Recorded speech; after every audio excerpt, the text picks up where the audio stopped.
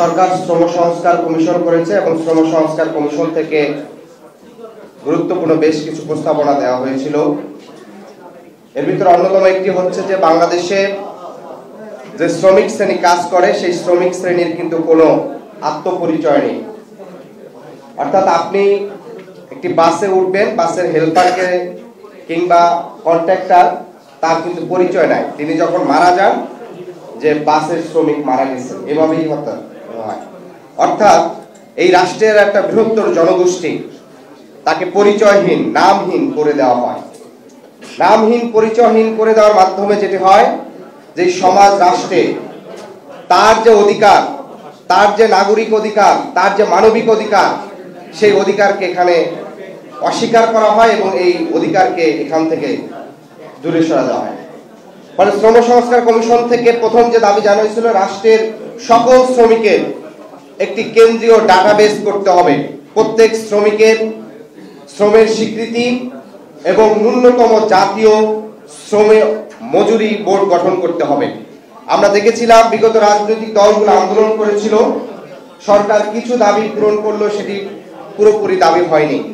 আগামী যারা নতুন বাংলাদেশ গড়বে কিংবা এই নির্বাচনকে কেন্দ্র করে আমরা দেখতেছি যারা মহড়া দিচ্ছে, যারা সরকার গঠন করবে বলে ধরেই নিচ্ছে, তাদের নমিনেশন তালিকা দেখেন, সেখানে শ্রমিকদের প্রতিনিধি নাই।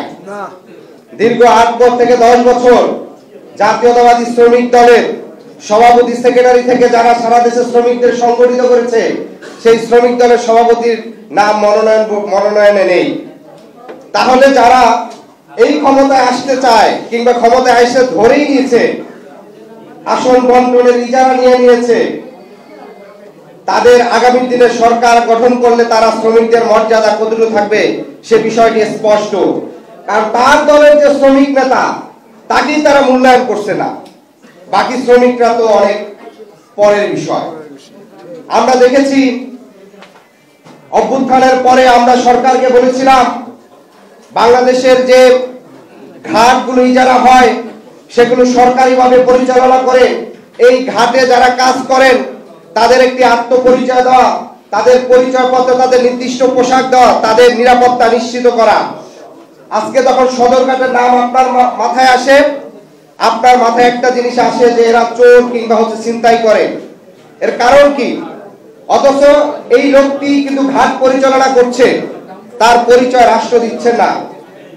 আমরা দেখেছি সেই পুরানো পদ্ধতিতে সদরঘাটের ইজারা নিয়েছেন শ্রমিক দলের ঢাকা উত্তরের সাধারণ সম্পাদক থেকে আহ্বায়ক, মেয়র ইশরাকের ছত্রছায়ায়, আর তাদেরকে এনে নগর ভবন দখল করে হচ্ছে তিনি জোর করে মেয়রের চেয়ারে বসতে যাচ্ছেন। অর্থাৎ অভ্যুত্থান পূর্বে বাংলাদেশে, অভ্যুত্থান পরবর্তী বাংলাদেশে এই রাষ্ট্রের যে রাজনৈতিক দলগুলো বড় আছে, তারা শ্রমিকদেরকে শুধুমাত্র দখল করার জন্য, রাজনৈতিক হাতিয়ার হিসাবে ব্যবহার করার জন্য, রাজনৈতিক হাতিয়ার হিসাবে তাদেরকে ব্যবহার করে থাকে। খুব স্পেসিফিক ভাবে আপনাদেরকে সদরঘাটের শ্রমিক এবং অন্যান্য শ্রমিকের বিষয়ে আমি স্পষ্ট করে উদাহরণ দিয়ে দিলাম। আপনারা দেখছেন কিছুদিন পূর্বে এই যে যতগুলো বাস টার্মিনাল আছে, ঢাকার টার্মিনালের নাকি একক ইজারা নিয়েছেন ঢাকার আদি পুরুষ মির্জা আব্বাস ভাই। তিনি গল্প করে বলেন তার দাদা থেকে তার দাদা সবাই ঢাকার, এই ঢাকার গাবতলী থেকে শুরু করে গাবতলী না ওইদিকে বাস টার্মিনাল গুলো তারা দখলে নিয়েছেন। এই হচ্ছে অবস্থা। আমরা যখন শ্রমিক সংগঠনগুলো ফ্যাসিবাদের সময় যারা দায়িত্বে ছিল তাদের পরিবর্তনের আহ্বান জানিয়েছি। আমরা দেখেছি শ্রম মন্ত্রণালয়ের ডিজি বিএনপির সাথে কারসাজি করে বিভিন্ন শ্রমিক ইউনিয়নের যে কমিটিগুলো পূর্বের ফ্যাসিস্টদের রেখে দিয়ে বিএনপির সাথে এক ধরনের নেগোসিয়েশন করে সেই কমিটিগুলো দখল করেছে। কোন কমিটিতে সঠিকভাবে ইউনিয়নগুলোতে নির্বাচন করতে দেওয়া হয় নাই, বরঞ্চ তারা সেগুলো দখলদারিত্ব করেছে।